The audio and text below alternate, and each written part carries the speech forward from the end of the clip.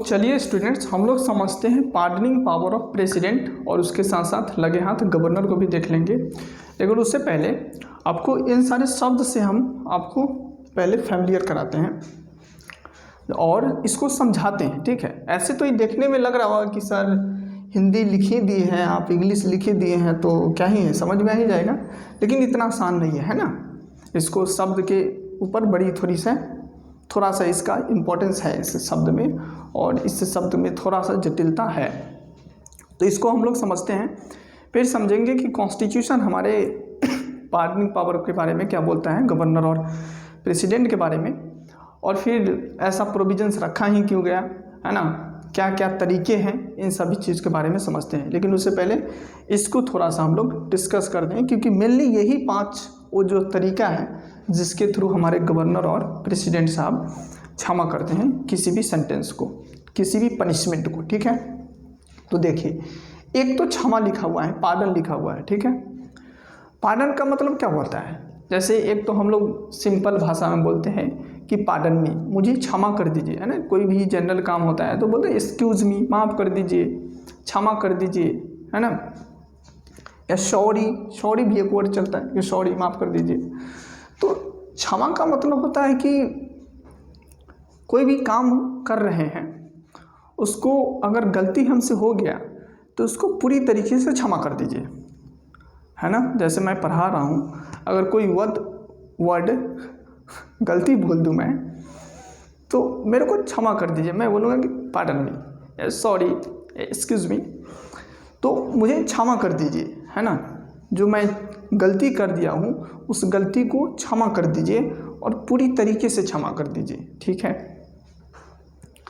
तो इसी तरीके यहाँ पे जो पार्डन लिखा है ना, ये अप्लाई होता है उस चीज़ में जब कोई पर्सन क्राइम कमिट करता है और वो उसको डेथ सेंटेंस मिला है। ठीक है, अगर उसको डेथ सेंटेंस हमारा कोर्ट और जुडिशरी उसको सज़ा सुनाया है तो प्रेसिडेंट साहब से पार्डनिंग पावर के थ्रू पार्डन के अपील करेगा, क्षमा याचिका के थ्रू वो प्रेसिडेंट साहब से क्षमा मांगेगा और प्रेसिडेंट साहब को बोलेगा कि मेरी जितने भी जितना भी क्राइम कमिट किए हैं और जितना भी मुझे पनिशमेंट मिला है उसको पूरी तरीके से क्षमा कर दीजिए। ठीक है, अगर प्रेसिडेंट साहब को लगे तो क्षमा कर दिया, है ना। तो इसमें आप बोल सकते हैं कि कंप्लीट उसका क्या करिए, कंप्लीट उसका जो ऑफेंस है, जो उसका क्राइम है, जो उसको पनिशमेंट मिला है उसको पूरी तरीके से बरी कर दिया। ठीक है, कंप्लीट उसको क्षमा कर दिया, पूरी तरीके से क्षमा कर दिया। दूसरा वर्ड है कम्यूटेशन।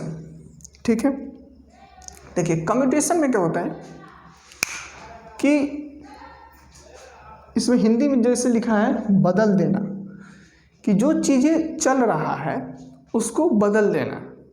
ठीक है, जिस तरीके से आप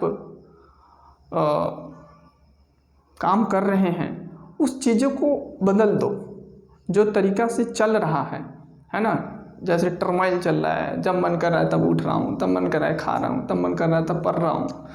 तो इस चीज़ों को बदल देना और पूरा एक मैनर में, एक अच्छे मैनर में उसको ले आना, यानी पूरी तरीके से जो आपका पहले का जो टाइम था उसको आप पूरा चेंज कर दिए। तो लॉ में इसका क्या मीनिंग होता है कि जो पनिशमेंट किसी ऑफेंडर को मिला है, जो पनिशमेंट किसी अपराधी को मिला है, मान लीजिए एग्जाम्पल के लिए कि अगर इसको डेथ सेंटेंस मिला है, इस ए पर्सन को, लेट सपोज ए भाई साहब के गला में फांसी लगाते हैं हम लोग। ठीक है, तो इस ए साहब को क्या किया कि इसको डेथ सेंटेंस मिला है ना, डेथ सेंटेंस।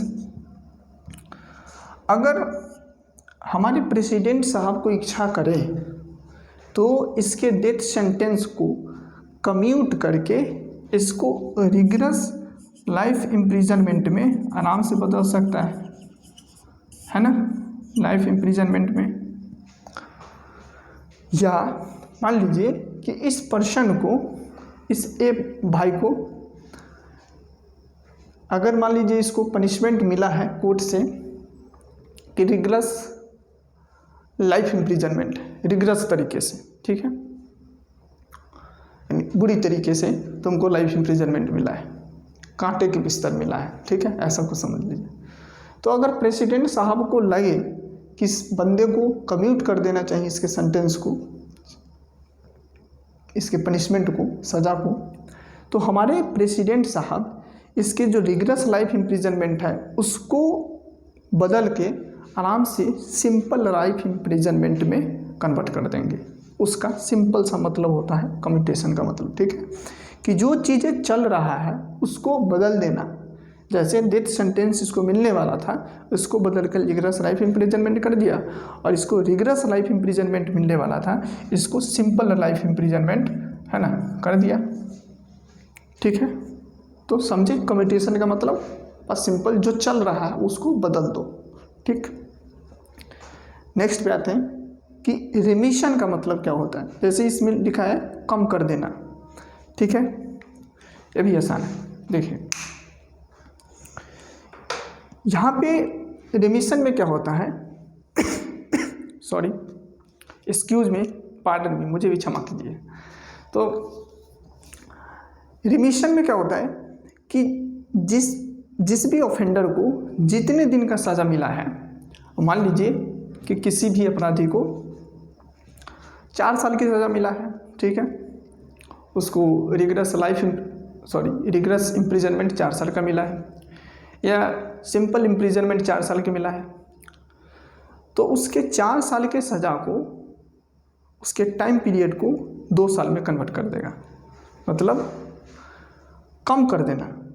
माने जो सज़ा उसको 4 साल मिला है उसका टाइम पीरियड 2 साल कर देगा, लेकिन जो सज़ा, जो करैक्टर है, सज़ा का करैक्टरिस्टिक्स है, यानी रिग्रेस है तो रिग्रेस ही रहेगा, लेकिन 4 साल से 2 साल हो गया। अगर उसको सिंपल लाइफ इम्प्रिजनमेंट,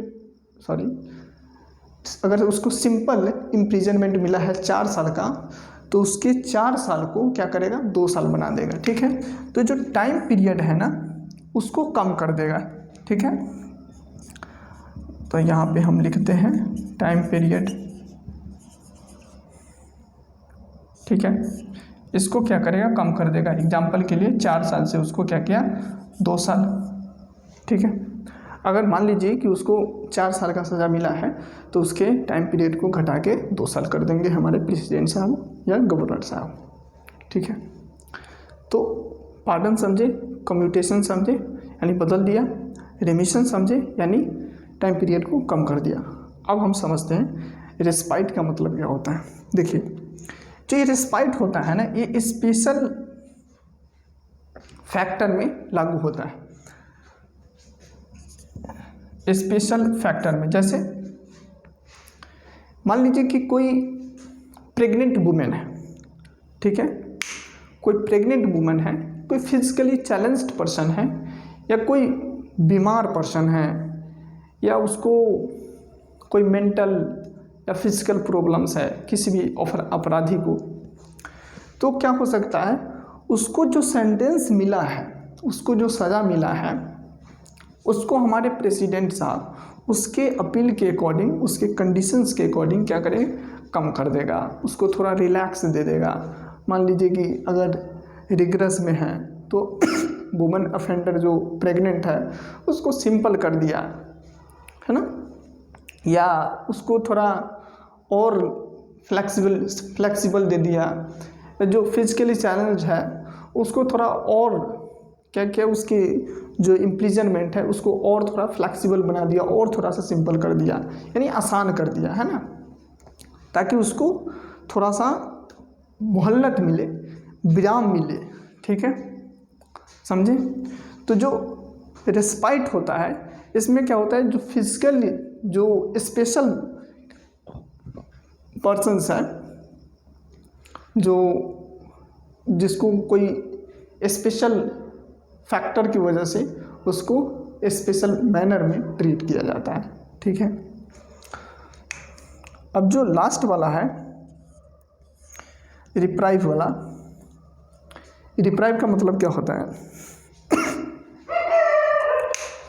तो इसमें क्या होता है कि जो चीज़ें होने वाला है, एग्जीक्यूट होने वाला है, जैसे एग्जाम्पल के लिए मान लीजिए कि इस ए पर्सन को डेथ सेंटेंस मिलने वाला है, डेथ सेंटेंस यानी अब इसको मृत्यु दंड मिलने वाला है, ठीक है।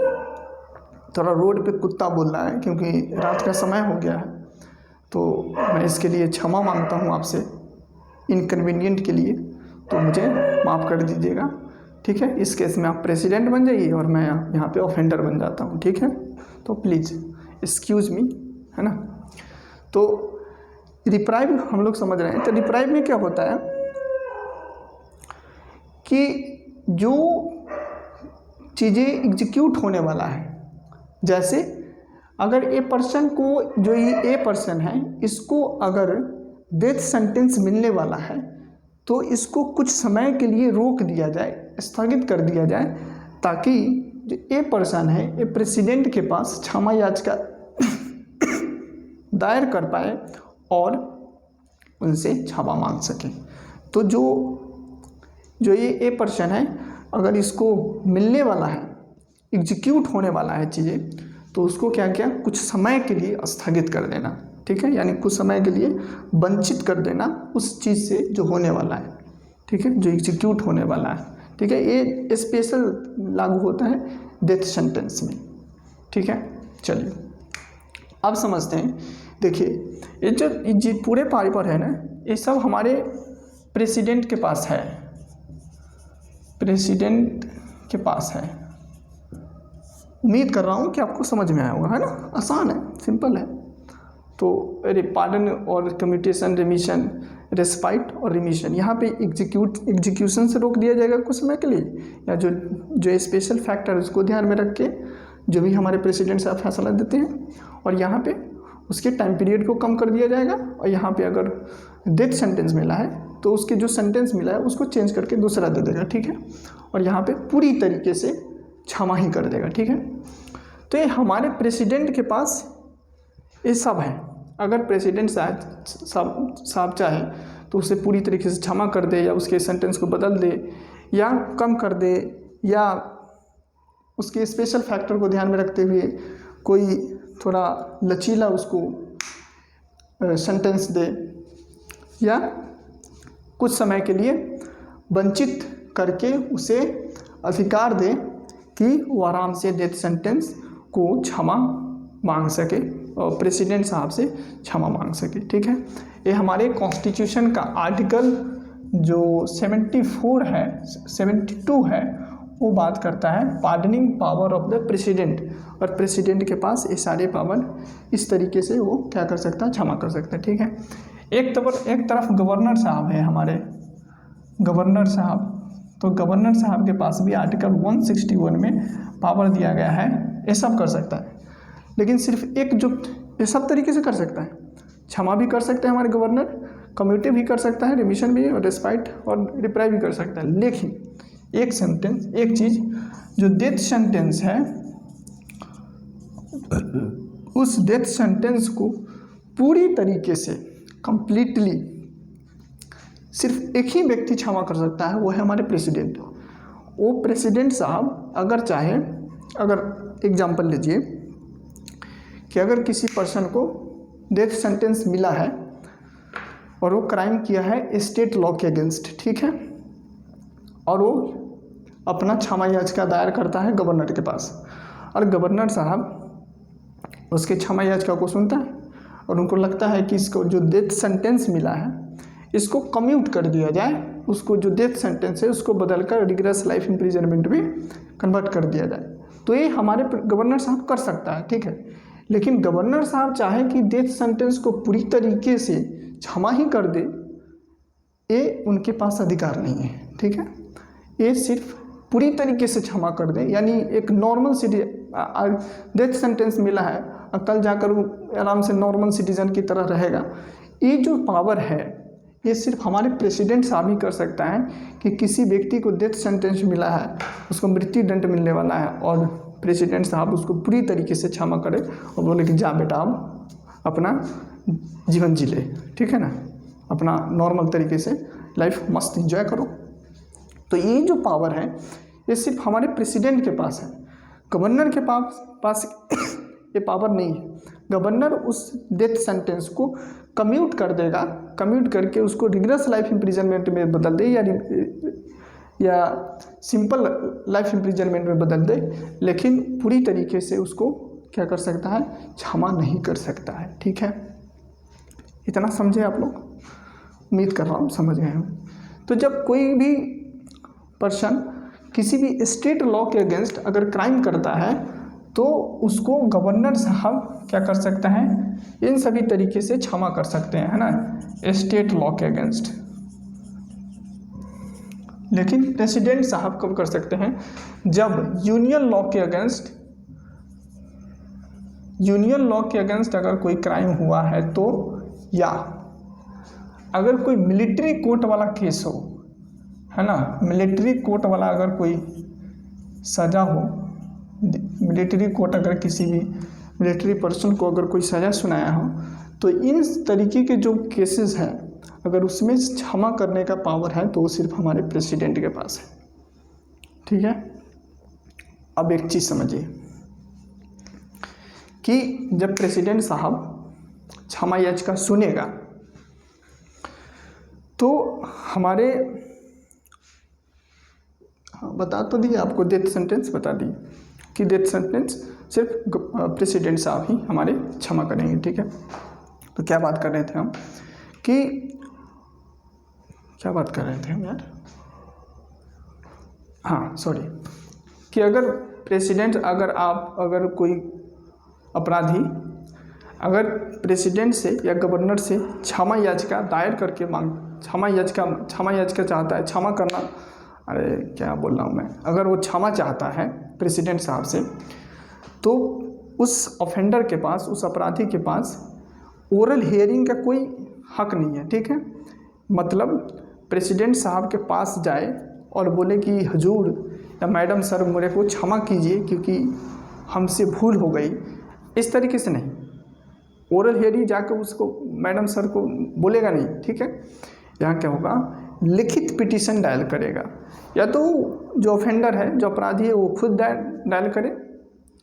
दायर करे या उसके बिहाफ पे उसका कोई रिलेटिव्स हो या किसी और पर्सन जो भी चाहे वो उसके बिहाफ पे कर सकता है, लिखित। ठीक है, लिखित पिटीशन दायर करेगा, फिर वो प्रेसिडेंट के पास जाएगा या गवर्नर के पास, फिर जो council of ministers headed by prime ministers और हेडेड बाय चीफ मिनिस्टर्स जो बोलेंगे, जो कहेंगे, वही हमारे प्रेसिडेंट साहब और हमारे गवर्नर साहब करेंगे। ठीक है, तो इनका पर्सनल कोई डिस्क्रिशनरी पावर नहीं है गवर्नर और प्रेसिडेंट साहब के पास कि इनका इच्छा किया तो क्षमा की और नहीं, इनका इच्छा निर्भर करता है काउंसिल ऑफ मिनिस्टर्स के ऊपर। ठीक है, और प्रधानमंत्री के ऊपर, इनका कोई अपना डिस्क्रिशन, अपनी इच्छा नहीं है। ठीक है, ये समझें।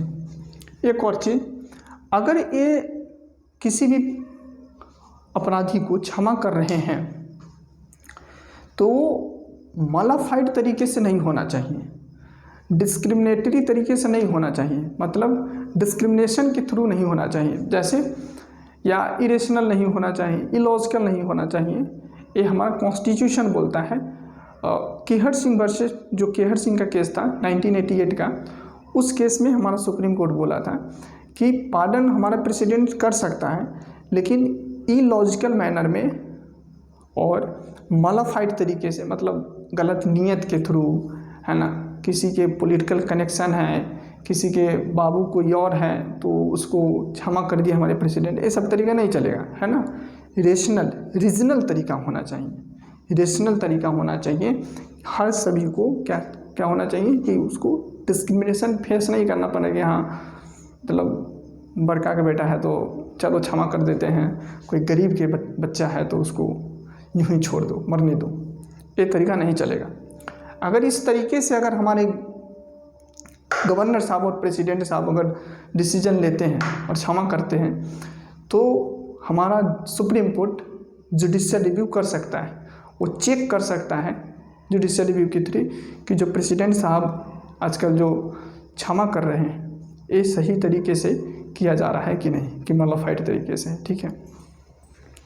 बाकी हमारा सुप्रीम कोर्ट बोलता है कि बिल्कुल 100% है कि गवर्नर और प्रेसिडेंट पूरा जो जुडिशरी है उसे अलग अपना व्यू ले, मतलब उसे अलग भी अपना उनके जो इच्छा हो मन में हो, जो काउंसिल मिनिस्टर से बोले वो कर सकता है, लेकिन हाँ रेशनल तरीके से होना चाहिए, इरेशनल तरीके से नहीं, है ना, लॉजिकल मैनर में तथ्य के आधार पे होना चाहिए और मतलब तरीका सही होना चाहिए, है ना, नहीं तो कुछ भी हो सकता है, ठीक है।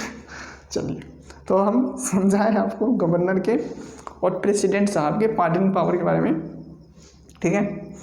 और ये जो वर्ड है इसको हम थोड़ा आपको समझा दिए कि पार्डन, कम्यूटेशन, रेमिशंस, है ना, रिस्पाइट और डिप्राइव क्या होता है। फिर अगर आपको, मैं उम्मीद करता हूँ कि समझ में आ गया होगा, है ना।